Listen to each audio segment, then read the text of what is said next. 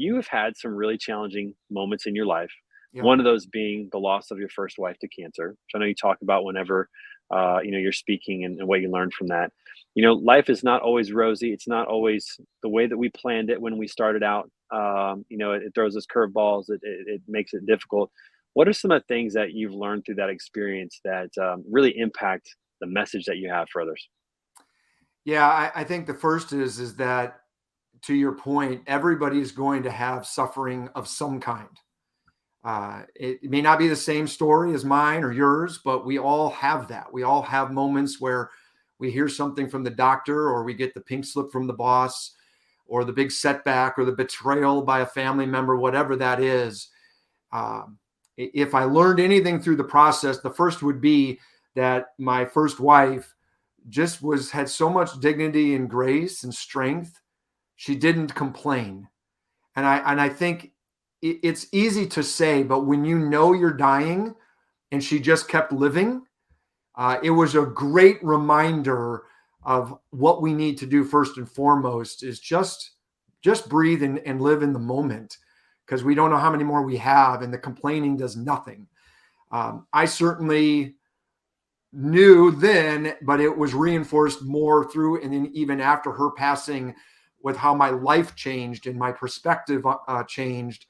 That without God, nothing really sticks, but with God, all things are possible. And standing on a faith and a truth is so critical.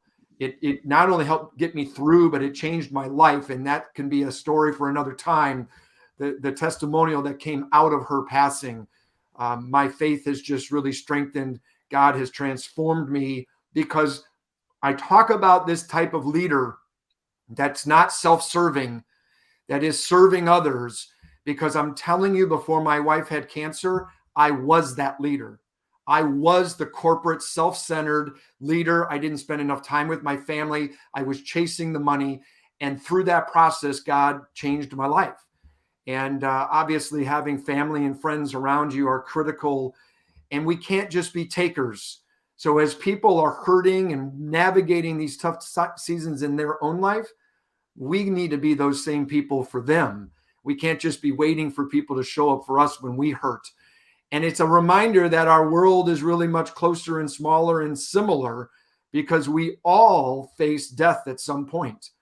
And so why are The one we? thing we all get out of, no one gets out alive. We're all That's guaranteed right. this. We all end the same Right. way, dead. And so let's live together and not be so divided. And so I think those are the big highlights for me out of a really transformational, hard experience that has really helped me, I think, help others.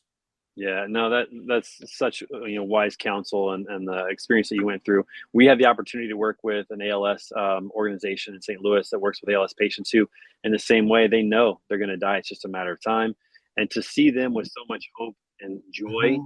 in the midst of knowing something we all know is true, but it's inevitable for them, and like they kind of have the timeline. It speaks volumes to how we should wake up every day thankful for the day we have, investing in the things that matter, the people that matter. I mean, when I die, the people that I work with, as much as I love them, they're probably not going to be there when I die. My wife's going to be there. My kids are going to be there. How am I investing in them? How am I taking care of what matters most?